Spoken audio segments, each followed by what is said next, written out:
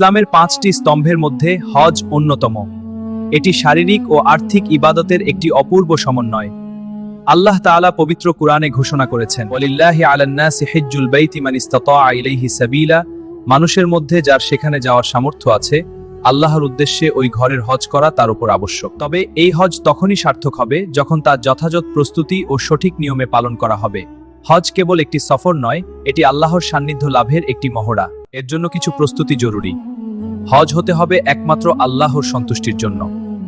আল্লাহ বলেন, ওয়ামা উমিরু ইল্লা লিয়াবুদুল্লাহা মুখলিসিনা লাহুদ্দিন। তাদেরকে এছাড়া আর কোনো নির্দেশ দেওয়া হয়নি যে তারা খাঁটি মনে আল্লাহর ইবাদত করবে। হজের সফরে রওনা হওয়ার আগে জীবনের পূর্ববর্তী সকল গুনাহের জন্য আল্লাহর কাছে খাঁটি মনে তওবা করতে হবে। কারো কোনো ঋণ থাকলে তা পরিশোধ করতে হবে। মানুষের পাওনা বা অধিকার, হক্কুল ইবাদ নষ্ট করে থাকলে তার থেকে মাফ চেয়ে নিতে হবে। হজে যাওয়ার সময় পরিবারের ভরণ পোষণের জন্য পর্যাপ্ত খরচ রেখে যাওয়া আবশ্যক। হজ শুরুর আগে হজের মাসাইল সম্পর্কে পরিষ্কার ধারণা থাকা জরুরি। রাসূলুল্লাহ সাল্লাল্লাহু আলাইহি ওয়াসাল্লাম বলেছেন, খুযু আন্নী মানাসিকাকুম, তোমরা আমার কাছ থেকে তোমাদের হজের নিয়মাবলী শিখে নাও। হজ কবুল হওয়ার সবচেয়ে বড় শর্ত হলো হালাল টাকা। রাসূল সাল্লাল্লাহু আলাইহি ওয়াসাল্লাম বলেছেন, ইন্নাল্লাহা তাইয়্যিবুন লা ইয়াকবাল ইল্লা তাইয়্যিবা, নিশ্চয়ই আল্লাহ তাআলা পবিত্র, তিনি পবিত্র, হালাল বস্তু ছাড়া অন্য কিছু গ্রহণ করেন না। হারাম উপার্জিত টাকা দিয়ে হজ করলে বাহ্যিকভাবে হজ আদায় হলেও তা আল্লাহর দরবারে কবুল হয় না। হজ একটি কঠোর পরিশ্রমের ইবাদত। তাই শারীরিক সক্ষমতা ও পাথেয় সংগ্রহ করা কুরআনের নির্দেশ।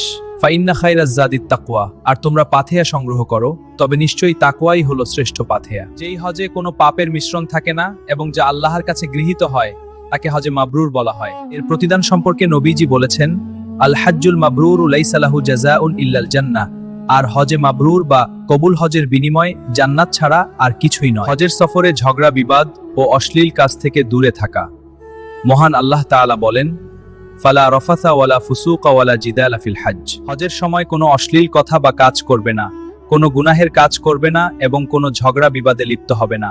প্রতিটি আমল নবীজির দেখানো পদ্ধতিতে সম্পন্ন করা। সবর ও উত্তম আচরণ করা, হাজিদের সাথে সৌজন্যমূলক আচরণ করা এবং কষ্টের সময় ধৈর্য ধরা।